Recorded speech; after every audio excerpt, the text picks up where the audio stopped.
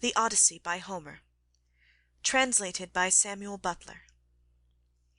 Book 2. Now, when the child of morning, rosy-fingered dawn, appeared, Telemachus rose, and dressed himself. He bound his sandals on to his comely feet, girded his sword about his shoulder, and left his room looking like an immortal god. He at once sent the criers round to call the people in assembly. So they called him, and the people gathered thereon.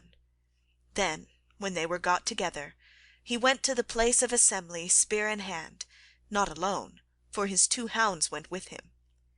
Minerva endowed him with a presence of such divine comeliness that all marvelled at him as he went by, and when he took his place in his father's seat, even the oldest counsellors made way for him. Aegyptius, a man bent double with age, and of infinite experience, the first to speak. His son Antiphus had gone with Ulysses to Iliad, land of noble steeds, but the savage Cyclops had killed him when they were all shut up in the cave, and had cooked his last dinner for him. He had 3 sons left, of whom 2 still worked on their father's land, while the third, Eurynomus, was one of the suitors. Nevertheless, their father could not get over the loss of Antiphus, and was still weeping for him when he began his speech. "Men of Ithaca," he said, "hear my words.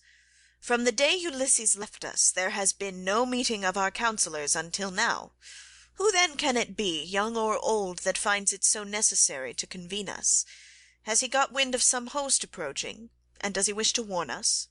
Or would he speak on some other matter of public moment? I am sure he is an excellent person, and I hope Jove will grant him his heart's desire." Telemachus took this speech as of good omen, and rose at once, for he was bursting with what he had to say. He stood in the middle of the assembly, and the good herald Pisenor brought him his staff. Then turning to Aegyptius, "Sir," said he, "it is I, as you will shortly learn, who have convened you, for it is I who am the most aggrieved. I have not got wind of any host approaching about which I would warn you, nor is there any matter of public moment on which I would speak. My grievance is purely personal, and turns on 2 great misfortunes which have fallen upon my house. The first of these is the loss of my excellent father, who was chief among you all here present, and was like a father to every one of you. The second is much more serious, and ere long will be the utter ruin of my estate. The sons of all the chief men among you are pestering my mother to marry them against her will. They are afraid to go to her father Icarius, asking him to choose the one he likes best, and to provide marriage gifts for his daughter, but day by day they keep hanging about my father's house, sacrificing our oxen, sheep, and fat goats for their banquets, and never giving so much as a thought to the quantity of wine they drink. No estate can stand such recklessness. We have now no Ulysses to ward off harm from our doors, and I cannot hold my own against them. I shall never all my days be as good a man as he was. Still I would indeed defend myself if I had power to do so, for I cannot stand such treatment any longer. My house is being disgraced and ruined. Have respect, therefore, to your own consciences and to public opinion. Fear too the wrath of heaven, lest the gods should be displeased and turn upon you.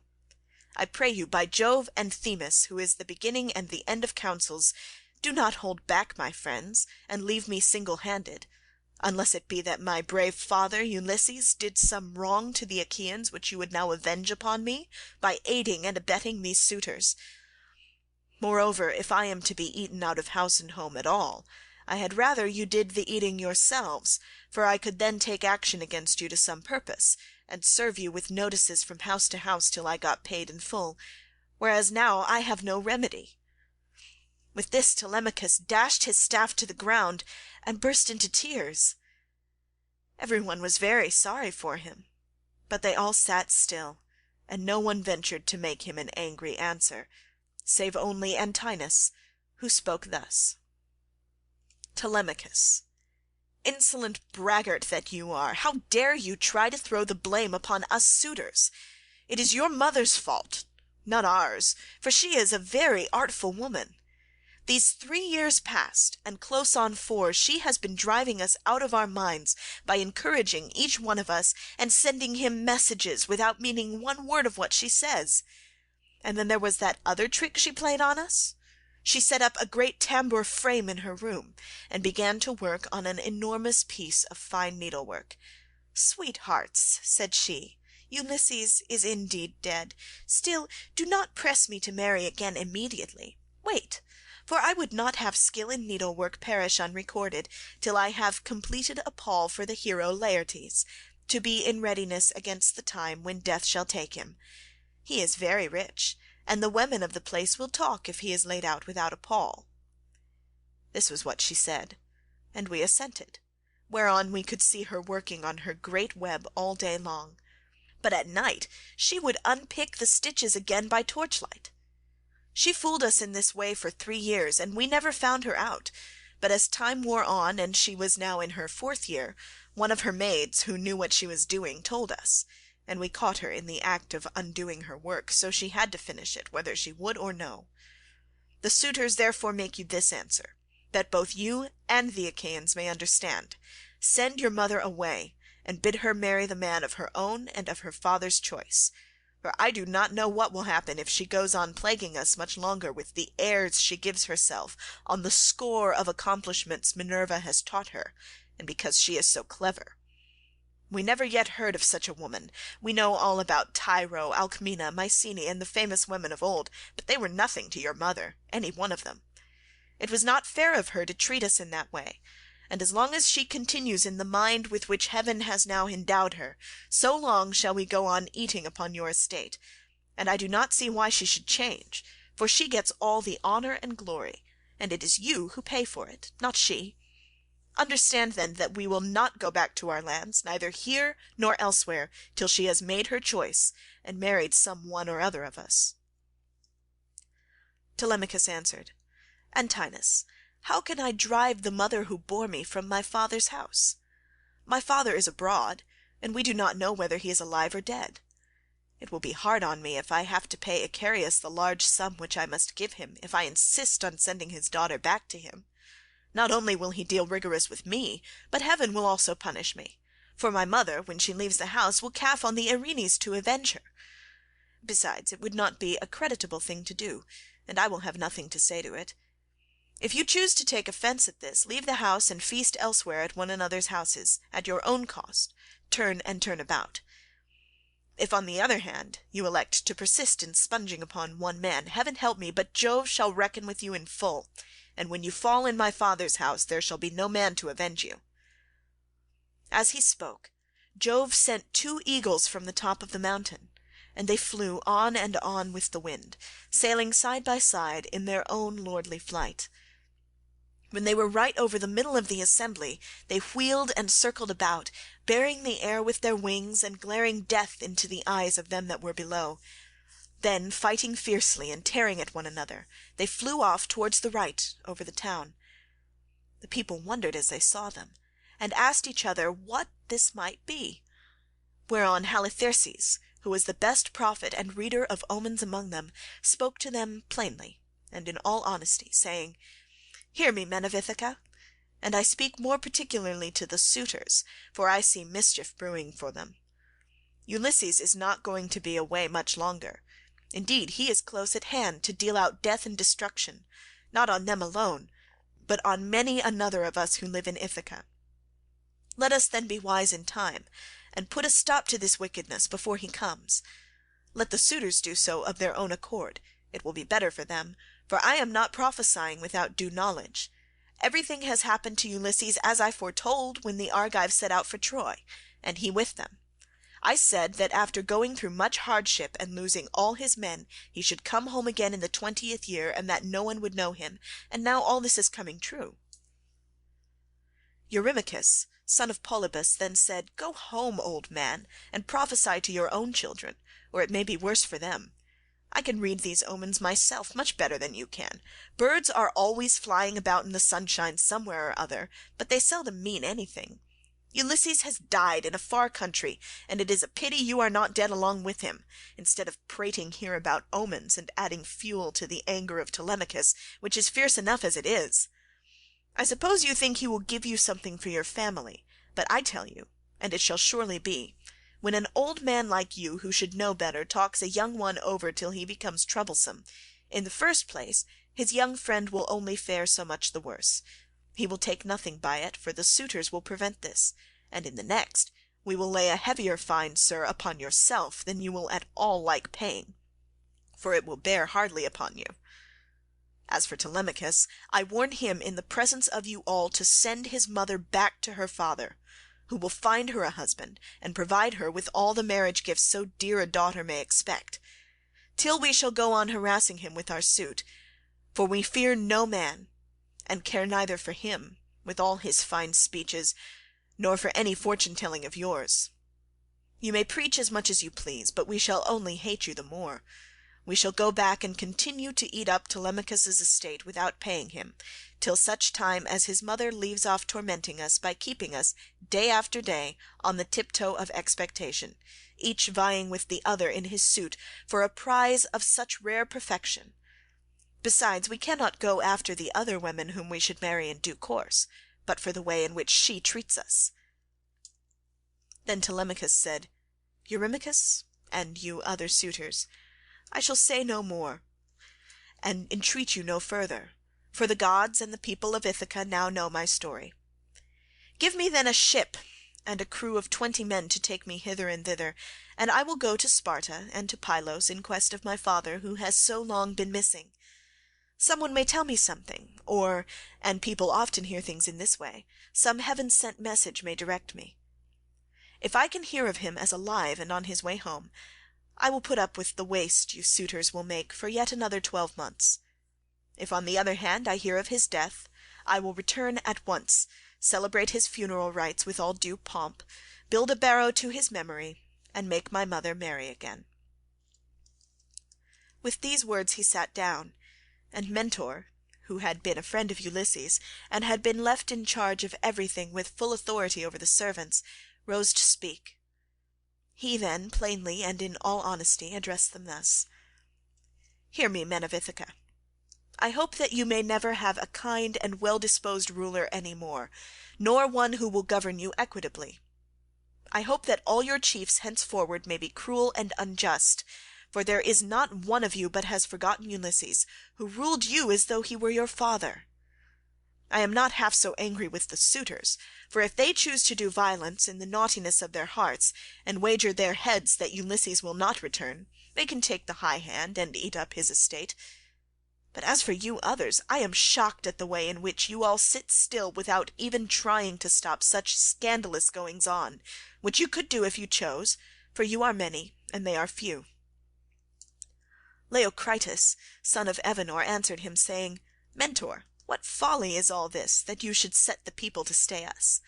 It is a hard thing for one man to fight with many about his victuals. Even though Ulysses himself were to set upon us while we are feasting in his house, and do his best to oust us, his wife, who wants him back so very badly, would have small cause for rejoicing, and his blood would be upon his own head if he fought against such great odds. There is no sense in what you have been saying. Now, therefore, do you people go about your business, and let his father's old friends, Mentor and Halitherses, speed this boy on his journey, if he goes at all, which I do not think he will, for he is more likely to stay where he is till some one comes and tells him something." On this he broke up the assembly, and every man went back to his own abode, while the suitors returned to the house of Ulysses. Then Telemachus went all alone by the seaside, washed his hands in the grey waves, and prayed to Minerva. "Hear me," he cried, "you god who visited me yesterday, and bade me sail the seas in search of my father who has so long been missing. I would obey you, but the Achaeans, and more particularly the wicked suitors, are hindering me that I cannot do so." As he thus prayed, Minerva came up close to him in the likeness and with the voice of Mentor. "Telemachus," said she, "if you are made of the same stuff as your father, you will be neither fool nor coward henceforward, for Ulysses never broke his word, nor left his work half done.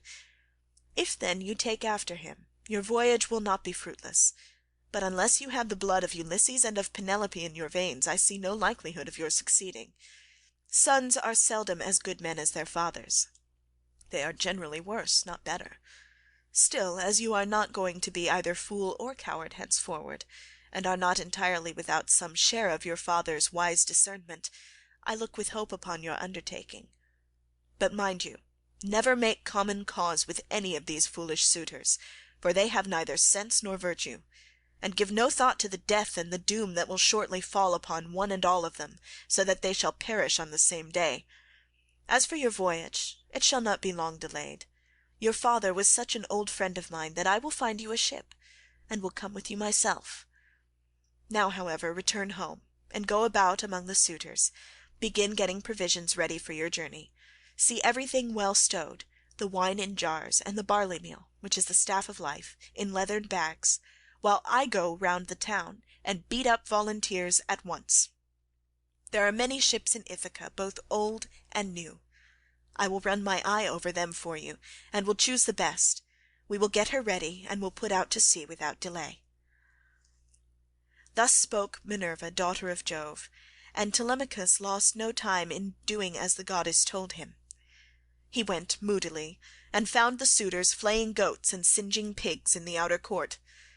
Antinous came up to him at once and laughed as he took his hand in his own, saying, "Telemachus, my fine fire-eater, bear no more ill blood, neither in word nor deed, but eat and drink with us as you used to do. The Achaeans will find you everything, a ship and a picked crew to boot, so that you can set sail for Pylos at once and get news of your noble father."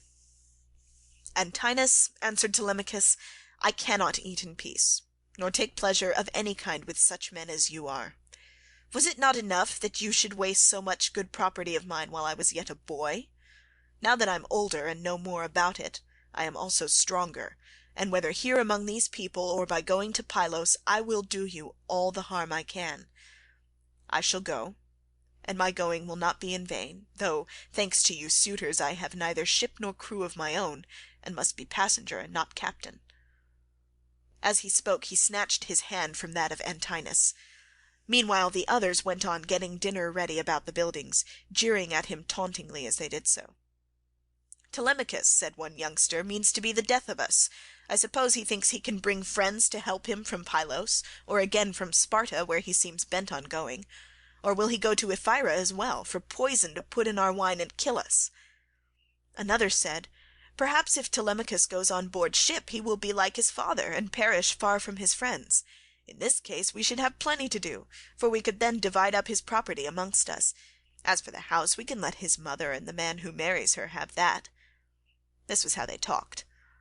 But Telemachus went down into the lofty and spacious storeroom, where his father's treasure of gold and bronze lay heaped up upon the floor, and where the linen and spare clothes were kept in open chests. Here too there was a store of fragrant olive oil, while casks of old well-ripened wine, unblended and fit for a god to drink, were ranged against the wall in case Ulysses should come home again after all. The room was closed with well-made doors opening in the middle. Moreover, the faithful old housekeeper Euryclea, daughter of Ops the son of Pisenor, was in charge of everything both night and day. Telemachus called her to the storeroom and said, "Nurse, draw me off some of the best wine you have, after what you are keeping for my father's own drinking, in case, poor man, he should escape death and find his way home again after all. Let me have 12 jars, and see that they all have lids. Also fill me some well-sewn leathern bags with barley meal, about 20 measures in all. Get these things put together at once, and say nothing about it. I will take everything away this evening as soon as my mother has gone upstairs for the night. I am going to Sparta and to Pylos to see if I can hear anything about the return of my dear father." When Euryclea heard this, she began to cry, and spoke fondly to him, saying, "My dear child, whatever can have put such notion as that into your head? Where in the world do you want to go to, you who are the one hope of the house? Your poor father is dead and gone in some foreign country, nobody knows where, and as soon as your back is turned these wicked ones here will be scheming to get you put out of the way, and will share all your possessions among themselves. Stay where you are, among your own people, and do not go wandering and worrying your life out on the barren ocean." "Fear not, nurse," answered Telemachus. "My scheme is not without heaven's sanction. But swear that you will say nothing about all this to my mother till I have been away some 10 or 12 days, unless she hears of my having gone and asks you, for I do not want her to spoil her beauty by crying." The old woman swore most solemnly that she would not, and when she had completed her oath she began drawing off the wine into jars and getting the barley meal into the bags, while Telemachus went back to the suitors. Then Minerva bethought her of another matter. She took his shape, and went round the town to each one of the crew, telling them to meet at the ship by sundown. She also went to Noemon son of Phronius, and asked him to let her have a ship, which he was very ready to do. When the sun had set and darkness was over all the land, she got the ship into the water, put all the tackle on board her that ships generally carry, and stationed her at the end of the harbour. Presently the crew came up, and the goddess spoke encouragingly to each of them.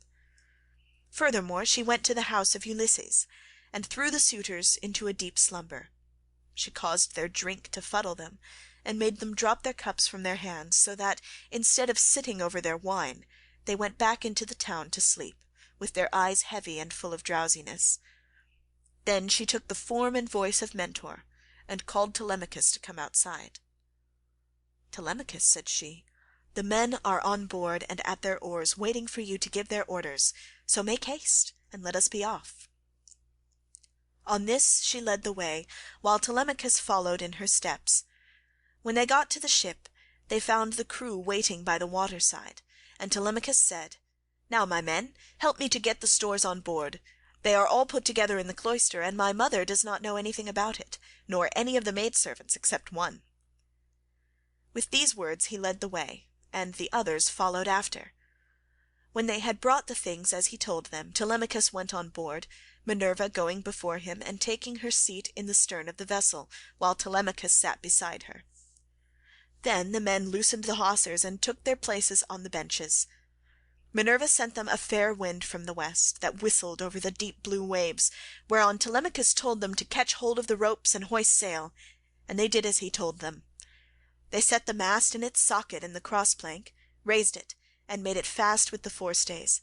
Then they hoisted their white sails aloft with ropes of twisted ox-hide.